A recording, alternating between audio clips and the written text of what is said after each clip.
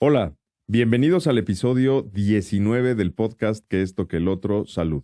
Yo soy Eduardo Martínez, el Doc, y hoy tengo el gusto de compartir la mesa, el foro, con el doctor Daniel Pascal, que es maestro en ciencias por la Universidad de Anáhuac, biólogo de la reproducción por la UNAM y en el Hospital Ángeles del Pedregal, ginecólogo también por la Universidad de Anáhuac Ujú. y en el Hospital Ángeles Lomas, ¿correcto? Correcto.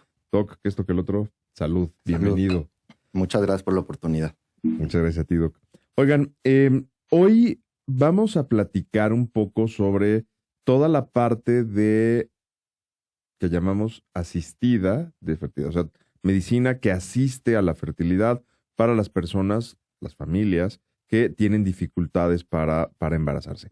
El episodio anterior platicábamos, ya definíamos qué era la infertilidad y bueno, hablábamos del método Creighton con la doctora Lore, pero ahora me gustaría platicar todo el escenario que es mucho más conocido, por decirlo así, mucho más profundo, no profundo en el tema científico, sino que tiene mucho más tecnología, mucho más aplicación y que está más permeado en la sociedad, ¿no? Que es toda la parte de fertilidad. Y bueno, hay varias cosas, Doc, con las que me gustaría empezar, además de agradecerte una Gracias. vez más. Em, Hablábamos qué es la infertilidad del episodio anterior, pero ahora me gustaría empezar por definir para la gente qué es la fertilidad, ¿no? Que trato de llevarlo en un término o en términos muy sencillitos, muy simples, y que la gente lo pueda percibir de una manera clara, amigable. ¿Qué es la fertilidad? Bueno, en términos generales y no yéndonos como a conceptos muy médicos, la fertilidad es poder estructurar tu plan familiar acorde a tus necesidades, ¿no? Y no entendiendo nada más la familia como el concepto tradicional que tenemos mamá, papá, sino hay ya varias estructuras sociales que entendemos como familia, ¿no? Y la fertilidad justamente es eso, poder lograr nuestro plan reproductivo en tiempo y forma conforme a nuestras necesidades particulares. Híjole, está padrísimo porque además haces que me venga a la memoria em, cuando iba a nacer mi hija, justo estuvimos yendo a algunos cursos. Le mando un saludo a Sandy y a Ima. Estuvimos yendo a algunos cursos muy interesantes, muy constructivos. Y lo que dices, claro, las estructuras familiares ya son diversas y está padre porque nos tocó una pareja de mujeres que iban a los cursos, por supuesto, gestante, embarazada, una de ellas, y naturalmente tuvo que haber recurrido Técnicas de reproducción así. a técnicas de reproducción asistida. Entonces, sí, está padrísimo. Y mira, de verdad no lo tenía ni en cuenta, por eso me gusta además que sean pláticas muy livianas, poco planeadas, porque salen estas dinámicas y esta historia. La verdad es que hoy sí creo que, así como hay gente que sufre por no poder ser papá o mamá, hay gente que independientemente del contexto social o del contexto de preferencias, que cada quien es libre de elegir lo que quiera, puedan tener una familia y eso está padrísimo. Em, Esto me lleva al primer punto que quiero que toquemos, que sugieres, que es todo el aspecto cultural. Cuéntanos, porque es indispensable, ¿no? Bueno, en sí esta área de la medicina ha sido algo bastante complejo, con bastantes posturas éticas muy polarizadas. Y a mí que me llama mucho la atención de esta área, que el impacto de lo que hacemos no solamente es en la parte biológica, sino tenemos que conocer mucho de legislación, tenemos que conocer mucho de estructuras familiares, de posturas culturales también, o sea, por lo mismo que mencionábamos, ¿no? Hay conceptualización sexual distinta, pero también hay temas culturales, idiosincráticos de ciertas poblaciones específicas que nosotros tenemos que tomar en cuenta. Entonces yo nada más o no nada más es la parte de doy un tratamiento y se acabó, ¿no? Sino es saber exacto qué es lo que voy a hacer, qué repercusión va a tener en la familia y la postura ética, no una postura ética religiosa, sino una postura ética que como especialistas nosotros podamos dar el beneficio de planificar tu familia según tus particularidades y tus necesidades. A ver, yo ahí incluso me parece que reconozco dos aspectos culturales que son muy extremos, pero hay uno donde parece que hay hay un segmento de la población que parece que son fértiles al por mayor, ¿no? Y que estornudan y se embarazan las mujeres muy jóvenes. Seguramente es común a todos los segmentos de la sociedad, pero hay un segmento en el que es bien común. Y evidentemente, a menos que lo estén planeando, pues también hace falta permear cultura ahí, aunque ahí no hay déficit que atender, pero eso también habla de cultura. Segundo, lo que dices, porque ahorita en el ejemplo que poníamos cultural y de los diferentes modelos familiares, puse el ejemplo de dos mujeres y me parece, no quiero obviarlo, pero me parece relativamente simple, entre comillas, ¿no? Porque, bueno, pues a una mujer es relativamente simple, relativamente, lleva mucha tecnología y tal, pero es más lógico, vamos a decirlo así, hacer una inseminación o implantar algo, ¿no? Sí, técnicamente, pero por ejemplo, el método ropa, que es cuando tenemos una pareja pues, homoparental, dos mujeres, ¿qué pasa? Normalmente hacemos un ciclo de fertilización in vitro para nosotros recabar óvulos de la pareja, O sea, de las fertilizamos, dos mujeres, no de una nada más, ¿ok? fertilizamos con una muestra de semen de donador, que ahí es otro tema bastante importante a discutir, que ahorita lo tomamos. Y entonces hacemos el proceso de fertilización in vitro y se hace la transferencia de embriones en la otra mujer como tal. Entonces va a ser gestante de los embriones producto de la inseminación in vitro de su pareja. ¿Por qué? O sea, me imagino que hay un motivo del por qué hacerlo así cruzado, ¿no? Porque obviamente técnicamente se puede hacer una inseminación, pero entonces ya culturalmente y socialmente hablando estaríamos excluyendo a la pareja en su rol de mamá. Y ahí entra la parte de bioética, me imagino. De bioética y de ver pues ese sentimiento de Ligar. pertenencia y de realmente de maternidad, ¿no? Entonces es todo un tema muy filosófico, biológico, social y que va cambiando también culturalmente y jurídicamente hablando, ¿no? Oye, ¿y qué pasa si la familia son dos hombres? Ahí hay que incurrir a la gestación subrogada o embarazo subrogado como tal, ¿no?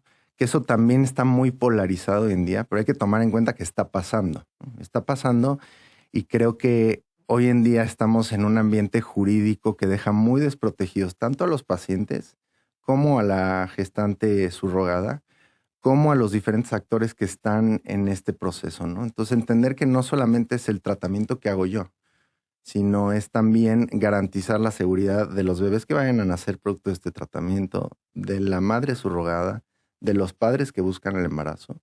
Y yo, la verdad, muchas veces vas a encontrar información que pelean o que no están de acuerdo. Yo como especialista tengo que buscar una opción de cómo estructurar tu familia según tus condiciones. Entonces, la opinión personal ahí es muy difícil o creo que no es tan correcto el que yo meta Tu opinión. mi opinión y más bien tengo que dar una solución a un problema de salud que me está buscando mi paciente o mis pacientes. Eso está increíble. Me imagino que te buscarán mucho menos hombres que mujeres. Más complejo, también o ha pasado porque México tiene un tema, ¿no? Que no vamos en la cuestión legislativa a la par con el desarrollo tecnológico internacional.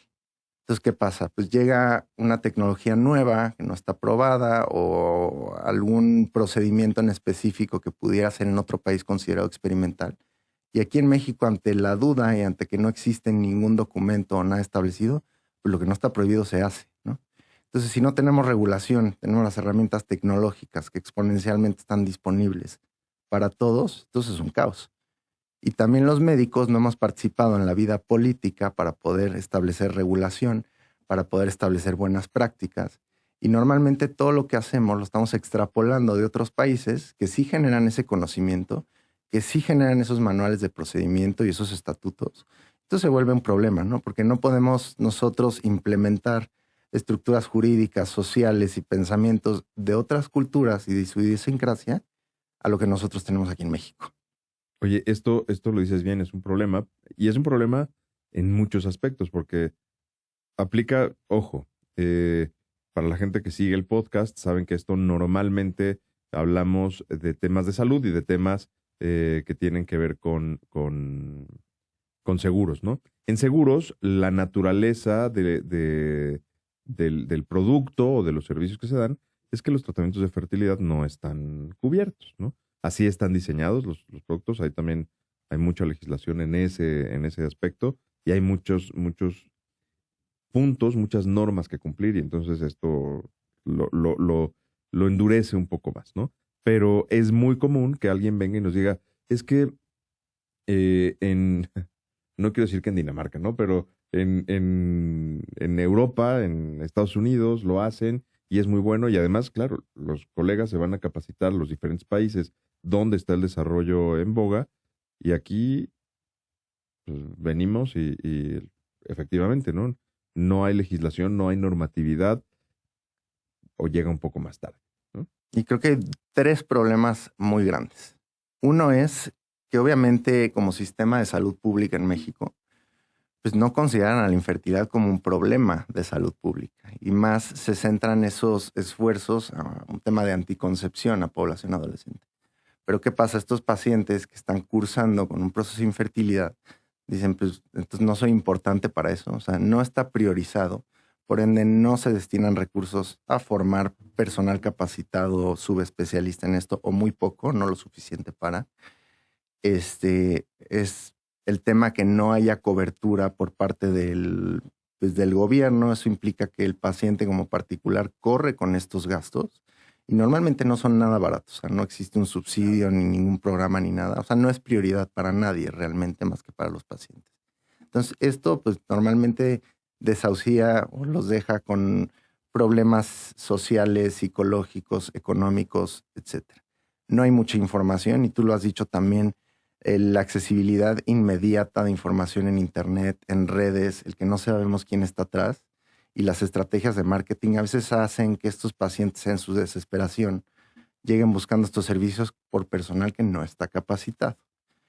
Y eso a su vez hace que en lugar de tener estrategias preventivas o poder hacer algo en tiempo y forma, pues ya nos llegan a los especialistas los pacientes que ya recorrieron 5 o 7 clínicas, ya gastaron todo su dinero, están desesperados y están con esa incertidumbre de saber que no pasa, ¿no? Oye, esto que dices no quiero decir es clásico, pero es bien común, hombre, para uno que no es especialista ni en ginecología, ¿no?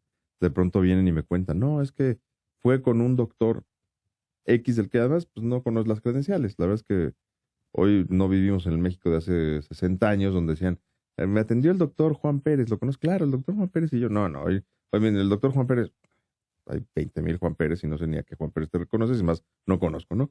Y te dicen, no, pero sentimos que fue muy comercial, ¿no? Por decirlo el adjetivo menos desagradable. Y entonces insistía y no pegaba y no sé qué. Y ya de repente fuimos con el doctor Daniel Pascal y nos fue muy bien, ¿no? Esto es por falta de capacitación en los médicos. ¿Qué sucede? Porque era una pregunta que te iba a hacer más adelante, pero viene muy ad hoc con lo que... ¿Qué pasa? Un tema también de regulación.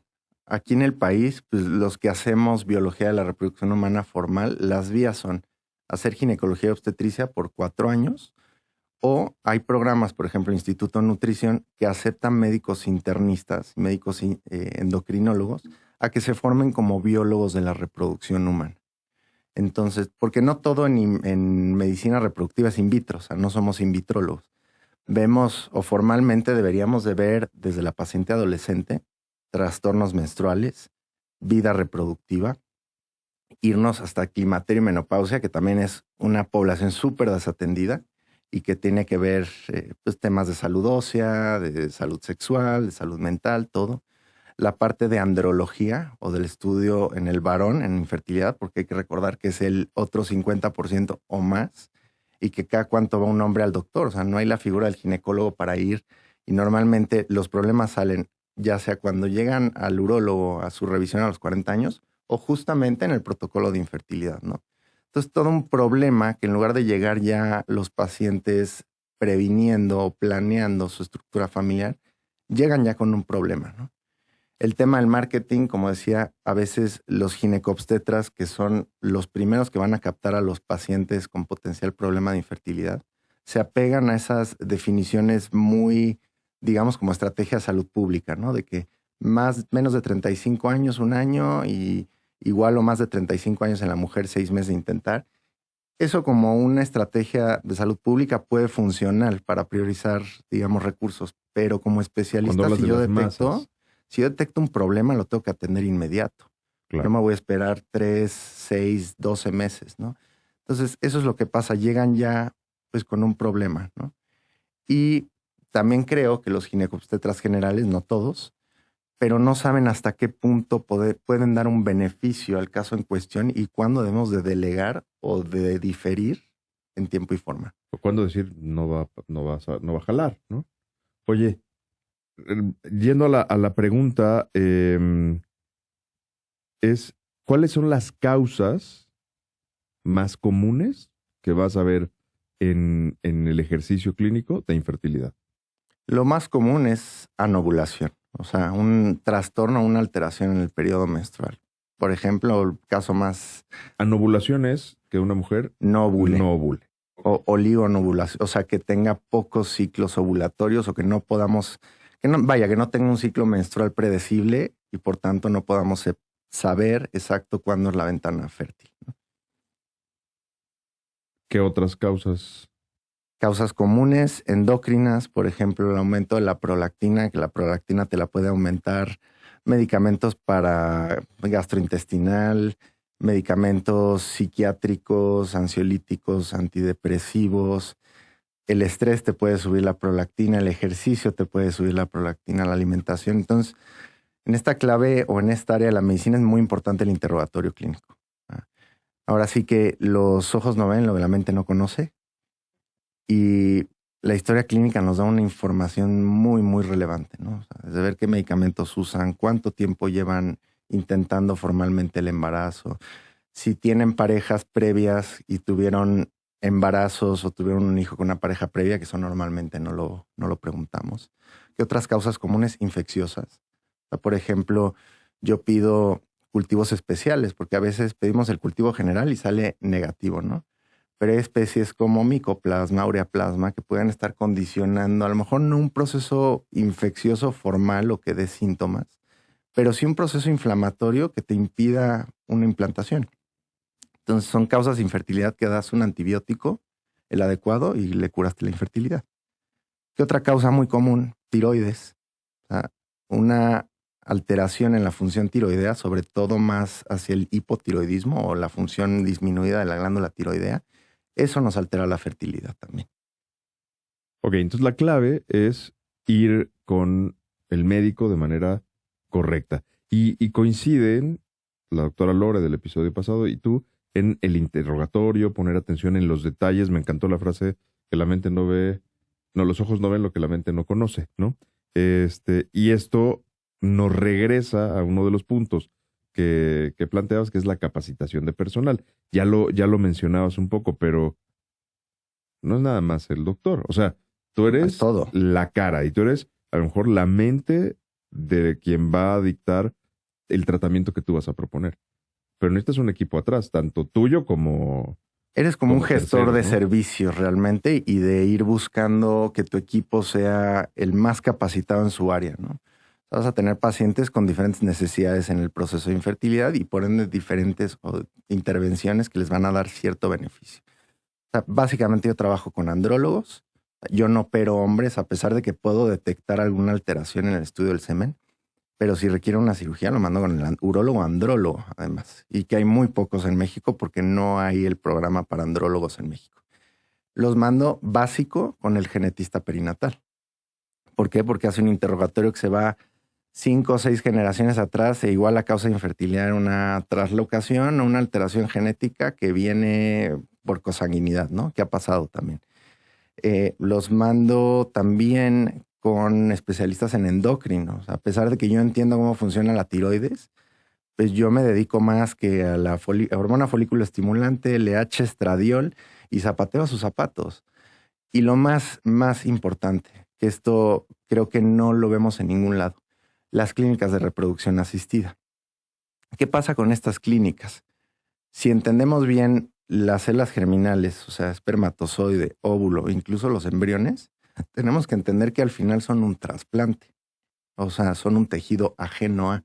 Por ende, la clínica en cuestión tiene que estar adscrita al CENATRA, o Centro Nacional de Trasplante, que te va a emitir un RNT o Registro Nacional de Trasplante. ¿Qué pasa si no lo tienes? Si no existe trazabilidad de cómo se procuraron esas células, cómo se obtuvieron, qué se hizo, fotos, un registro adecuado, pues es tráfico de órganos. Y es tráfico de personas, ya tomando en cuenta lo que han hablado en Estados Unidos de los embriones congelados, ¿no? O sea, esto se vuelve un tema y ya me ha pasado. Tuve un caso que igual me dijeron, es que queremos trasladar unos embriones de clínica A a clínica B, ¿no? Ok, pues entonces las dos clínicas, la emisora y la receptora, tienen que tener su registro nacional de trasplantes ante CENATRA. Porque si no, entonces no sabemos qué pasa con ese órgano, a dónde fue, Se pierde etcétera. la trazabilidad. Y da la casualidad que muchas de las clínicas que operan hoy en día en la Ciudad de México y en el país no están adscritas al CENATRA y no tienen RNT.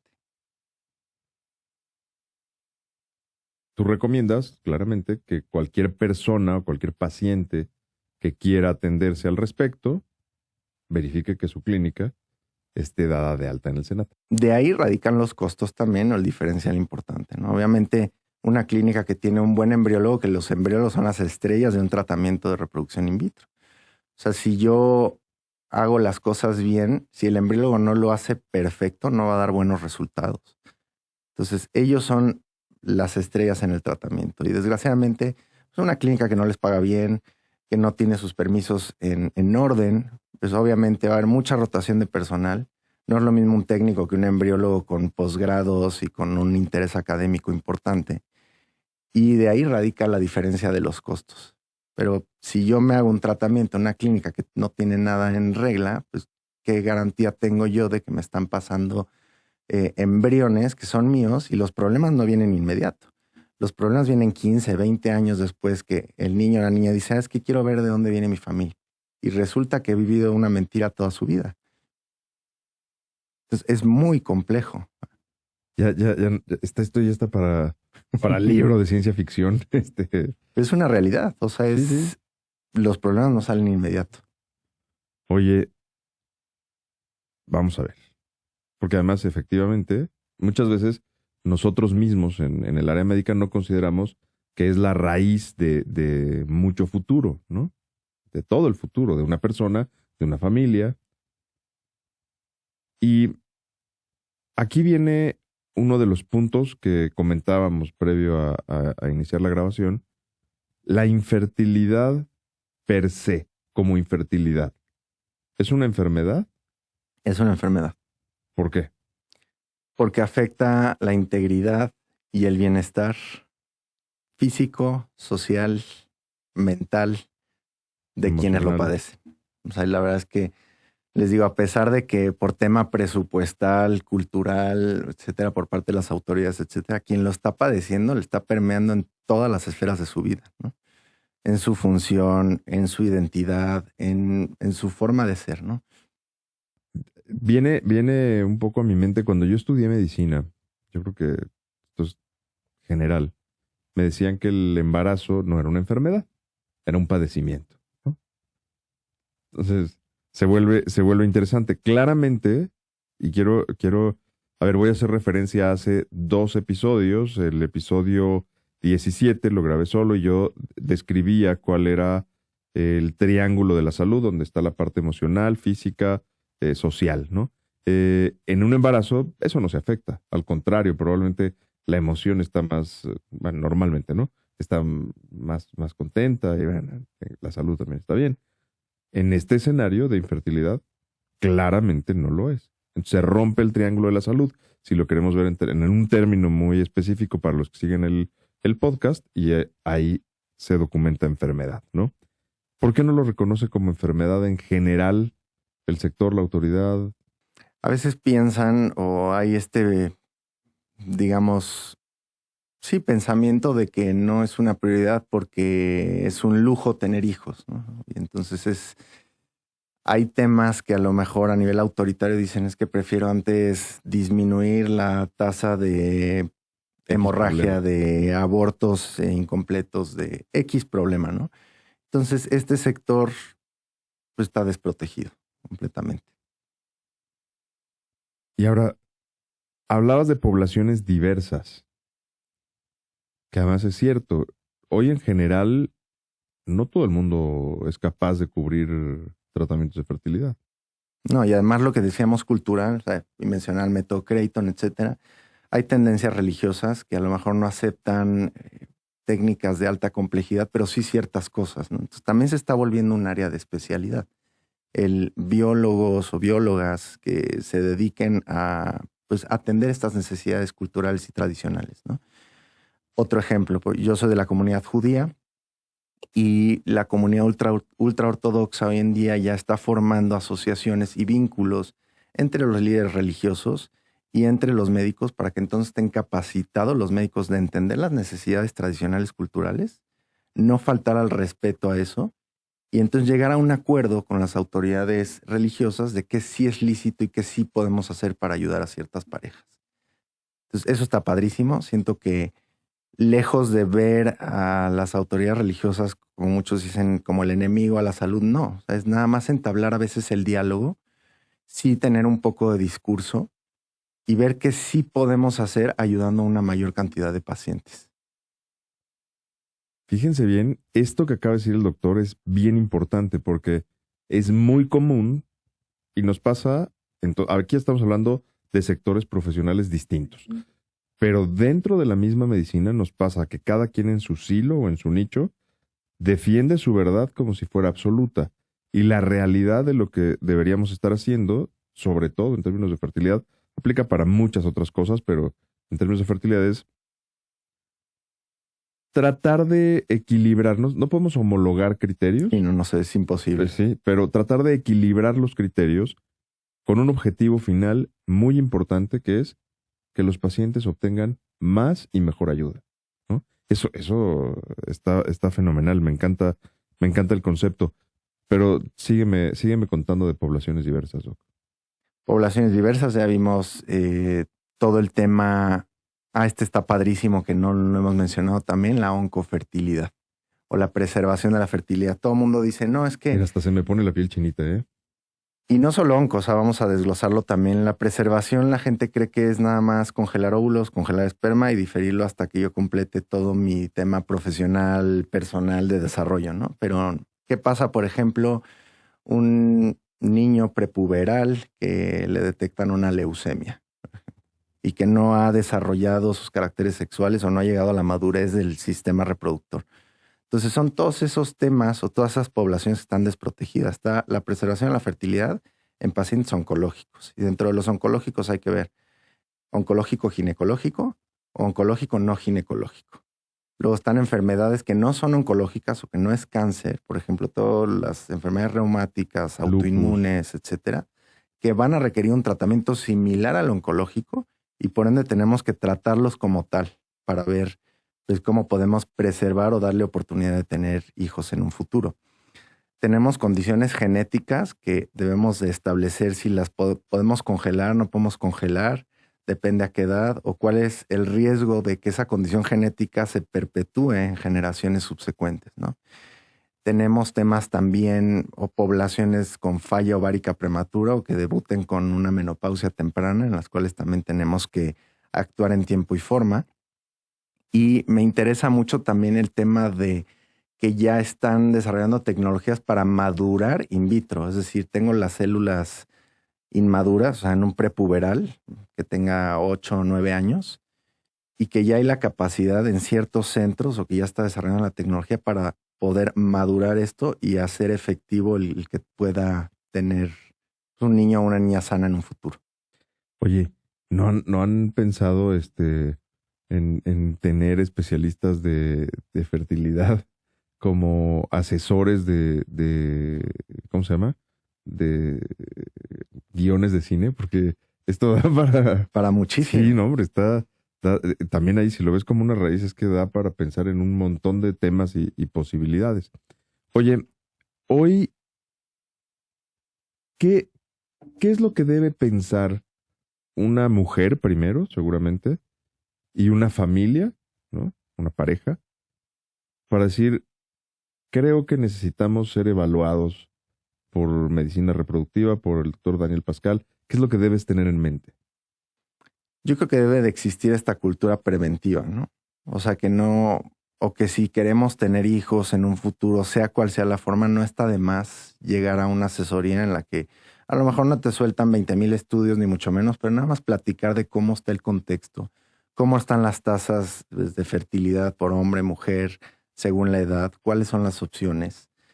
Porque sí, evidentemente cada vez hemos visto más en la práctica más casos de cáncer en mujeres más jóvenes, más temas de que la exposición laboral te fregó la reserva ovárica o la reserva espermática. O sea, gente que trabaja con exposición a químicos industriales aromáticos, gente que hace mucho ejercicio, que está en temperaturas elevadas. O sea, son varias cosas de nuestro estilo de vida, de nuestras tradiciones, desde lo que hacemos cotidianamente que nos puede afectar la fertilidad. Y yo que recuerde, nunca en el doctor me han dicho, ¿y has pensado cuántos hijos quieres tener, cuándo, cómo? Creo que es una pregunta que podrían establecer no solo los especialistas en biología de la reproducción, sino hacernos a la idea o a la costumbre como médicos, ya sea de primer contacto, los médicos generales, los médicos especialistas en otras áreas, de preguntar, ¿quieres tener hijos? ¿Cuándo y cómo?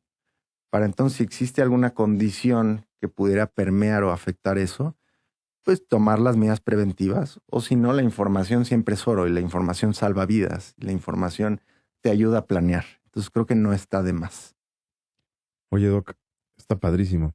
Y claramente el objetivo del podcast es uno de los objetivos del podcast es trasladar cultura, es que la gente se entere que hay médicos con los que me gusta trabajar que ofrecen certeza, que ofrecen buena disposición, que ofrecen buen conocimiento y que por encima de todo ofrecen no abusar de los pacientes. Ahí va mi siguiente pregunta, y es, hay muchos pacientes que se sienten, muchas familias en este caso, frustrados, abusados por infinidad de intentos en donde ya, por supuesto, el desgaste físico, emocional, financiero.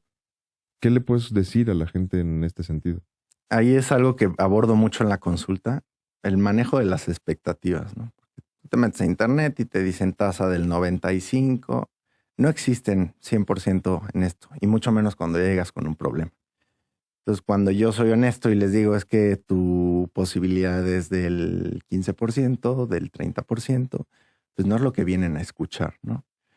Entonces, creo que a pesar de que odien escuchar las estadísticas, desgraciadamente esa es la única herramienta formal que nosotros tenemos para no hablar de anécdotas, sino hablar de qué es lo que hemos estudiado, cuál es el panorama, entender expectativas, entender tiempos, entender también potenciales contratiempos o que porque a veces esperamos algo y sale otra cosa. Al final, pues, es biología. Entonces yo no puedo vender certezas o prometer certezas. Es ir día a día, eso es lo que más les recomendaría. No adelantarse, no juzgar tu proceso con el de alguien más, porque el proceso de infertilidad es único. O sea, es una combinación y necesidades tan específicas que no puedes tomar lo que viene de alguien más. Y al final cada quien te cuenta cómo le fue en la feria. Entonces son muy selectivos en lo que te dicen y en lo que no. Y recordar también que mucho de está lo que es estándar en reproducción asistida y lo que es add-on o adyuvante. Y lo adyuvante, que es todo lo extra que tiene un potencial beneficio. Pero ojo, hay que ser muy juiciosos con este potencial beneficio, porque realmente no tiene un sustento muy formal o muy bien establecido y que es difícilmente reproducible. Entonces, se limita a la parte teórica, a un beneficio teórico. ¿Pero teórico en qué poblaciones? Y hay que entender también que lo adyuvante no debe ser me gasto 100,000 pesos en algo que no tiene un beneficio probado. O sea, porque de hacer eso, mejor te digo, vámonos a más ciclos in vitro para entonces tener más células y entonces tener más posibilidades. Eso sí nos aumenta. Pero vas a ver estrategias adyuvantes de que te checan la microbiota, que te hacen el raspado de esto, que te meten el suplemento de tal. Son muy, muy pocas las cosas que realmente demuestran tener un beneficio.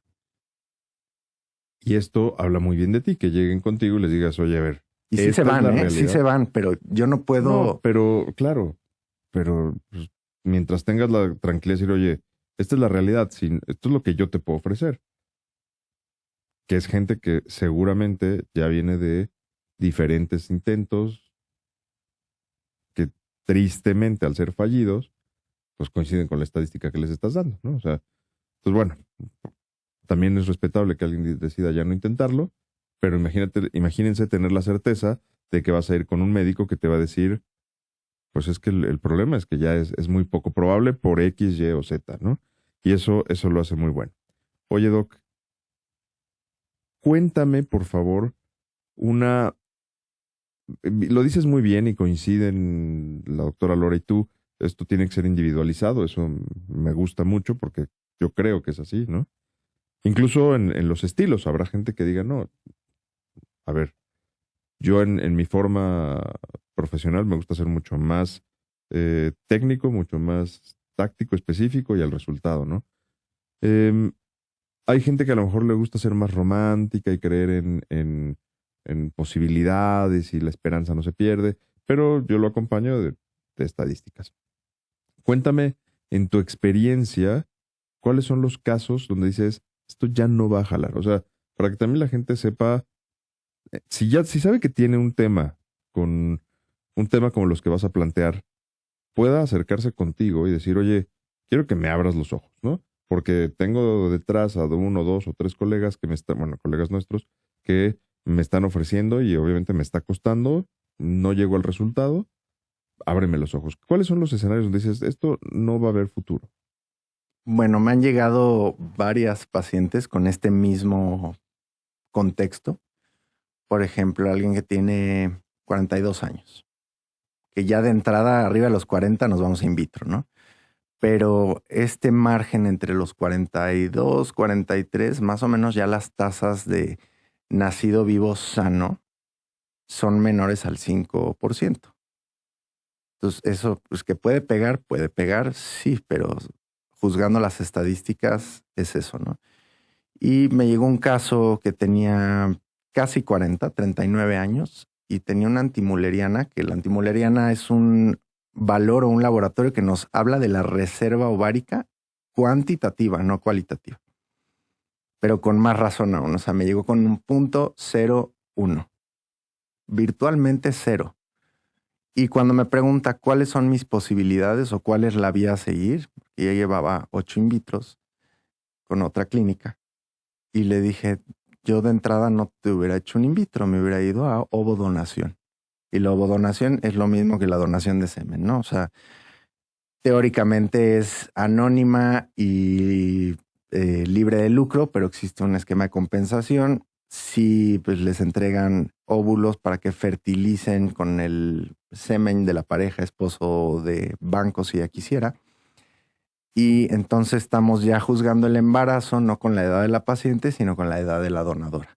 Entonces, eso obviamente aumenta mucho las posibilidades, pero nadie de entrada acepta la donación de gametos. O sea, dicen, no, es que yo quiero con los míos. Entonces es un tema muy complejo.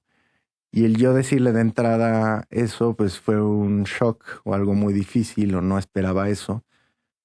Pero creo que es honestidad pura, ¿no? O sea, hay que saber exacto dónde estamos, cuál es la vía a seguir para lograr este plan reproductivo. Y aunque suene duro, o sea, es parte también de ser especialista, ¿no? No nada más ser un técnico, sino gestionar las emociones, gestionar el trato y el manejo de las expectativas de los pacientes. Absolutamente sí, porque además esto me va a llevar un poquito a algo que comentábamos al principio, que tiene que ver con los seguros, etcétera. Lo que ustedes están escuchando es es la postura de alguien que me parece excelente en lo que hace, ¿sale? Y que yo he tenido la oportunidad de observarlo un poco en comentarios, en forma, es decir, yo no es que tenga o haya tenido gran experiencia en temas de infertilidad, ¿no? Pero entre médicos nos conocemos. Al final vas viendo lo que dice alguien, cómo se comporta, te das una idea quién es. Entonces, eh, el doctor Daniel me parece excelente en lo que hace. Y esto que él dice, me parece que es el escenario o el ejemplo perfecto que la gente mayor, mucho mayor que nosotros, sobre todo que yo, te cuenta a veces con un recuerdo relativamente emotivo, donde no, claro, es que yo estuve yendo con una esperanza a tal sitio y no jalaba, no jalaba, de repente llegué con un doctor, a lo mejor no se acuerdan ni del nombre, y me dijo claramente que no y que no debería, entonces a lo mejor me ofendí, ¿no? Hay gente que lo cuenta así.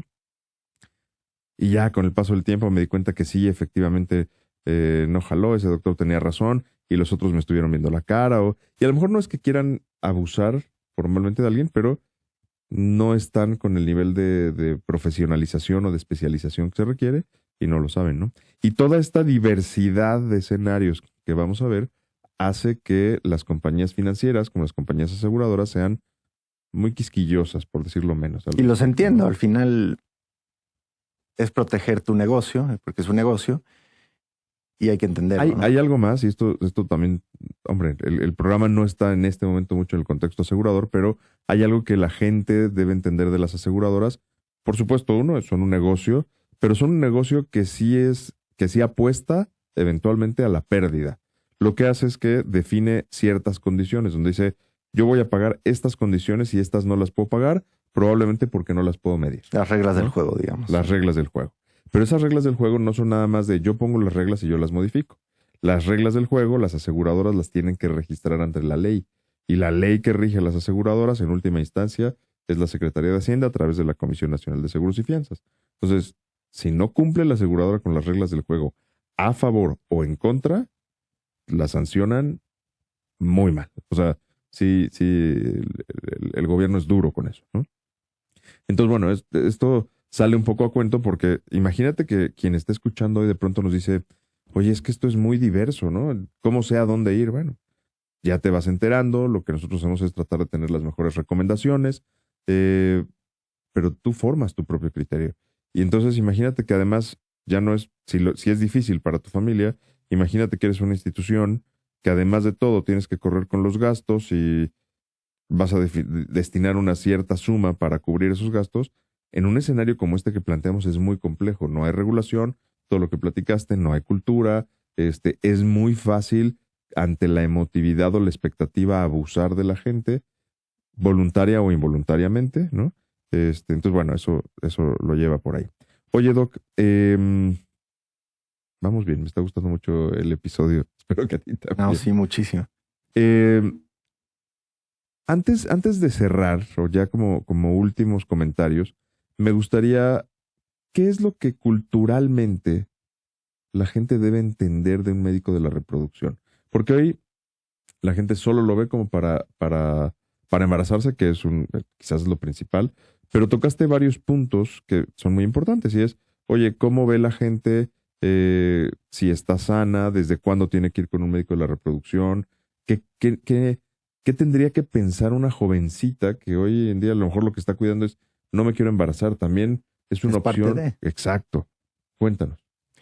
Bueno, como bien lo dijiste, creo que no somos in vitrólogos. O sea, hay mucho más campo para poder tener acción. O sea, creo que esa cultura, por ejemplo, de un hombre de ir al médico desde joven, como ir al ginecólogo con las mujeres, sería una muy buena estrategia, por ejemplo.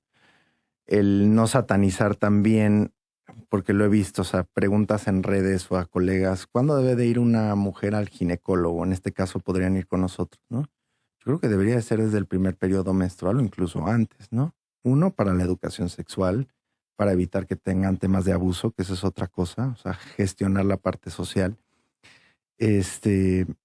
Temas de explicarles salud menstrual, que es normal, que no es esperado, los dolores, las dismenorreas, o sea, todo eso se puede atender. Obvio, la parte de reproducción creo que no está de más. Y más que vengan con nosotros, más bien creo que es generar canales de comunicación entre múltiples especialistas, porque igual y el endocrinólogo, el cardiólogo, el internista dice, pues el biólogo de la reproducción no tenemos nada que ver. La realidad es que sí. O sea, la realidad es que podríamos tener mucho más comunicación y entonces si yo detecto un problema, yo se lo mando, ¿no? Al internista. Y viceversa, ¿no? Si ve un tema que puede ser atendido por nosotros, perfectamente podemos colaborar. Lo mismo que mencionamos en oncofertilidad, en genética. O sea, nos hace falta más comunicación, creo, no solo con los pacientes, sino entre nosotros como especialistas. Y gestionar este tipo de redes, programas establecidos, manuales de procedimiento, para que entonces, ahora sí, la detección, que es muy compleja, porque son hombres, adolescentes, mujeres, climaterio, menopausia, ahora sí podamos detectar esos casos y de manera colaborativa trabajarlos, ¿no? Y si hay alguna estrategia preventiva que podamos implementar, obviamente hacerlo.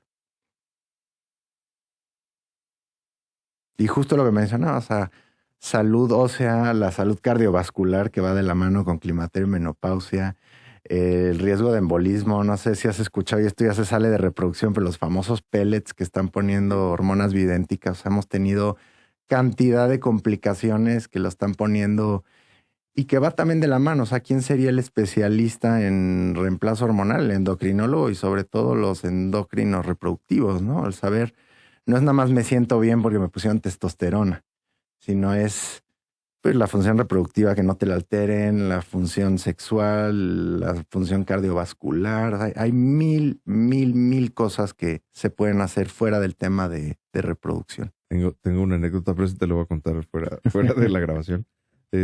Justo de una experiencia así de tema hormonal, pero te lo voy a contar después. Oye, esta dinámica está padrísima. ¿Dónde está tu clínica, consultorio? Yo me encuentro en Ángeles de Interlomas, mi consultorio, pero tengo pues, 3 clínicas con las que trabajo, que una es donde egresé, que es el Ángeles Pedregal, que tienen programa de residentes y que eso también le debe dar tranquilidad a los pacientes. Todo centro que forma recursos humanos en salud, es de extrema calidad, ¿no? También trabajo mucho en la clínica del Ángeles Interlomas con uno de mis maestros, el doctor Alberto Cabli, y en fertilidad integral en Polanco, en Millán. Muy bien. Muy bien, para que si alguien necesita, busque al doctor Pascal. Si alguien tiene dudas, con mucho gusto nos puede contactar y los dirigimos o los guiamos contigo, Doc. Muchas gracias. Oye, Doc, para cerrar el episodio, normalmente les pregunto 3 cosas que están más enfocadas en conocer a la persona que nada más, ¿no? Y recomiéndanos un libro, una película y una canción.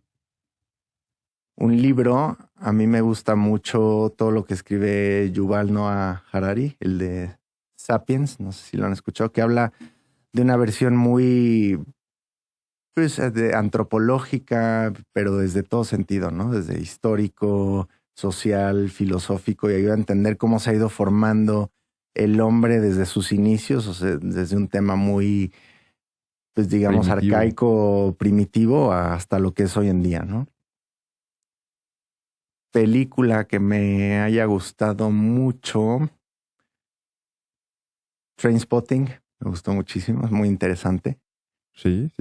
Me la pusieron, hice prepa en el TEC de Monterrey y ahí la analizamos mucho, se me hace muy diversa, muy interesante, muchos problemas sociales, mucho pues, complejo, ¿no? También de Reino Unido, etcétera.